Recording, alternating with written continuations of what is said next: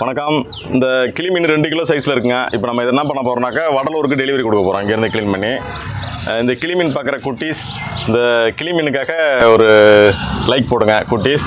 மாமா வந்து குருவி ரொட்டியும் குச்சி முட்டையும் வாங்கிட்டு வந்துடுவோம். இப்போது இந்த கிளி மீனை வெயிட் வைக்க போகிறோம். 2 கிலோ இருக்குங்க கரெக்டாக.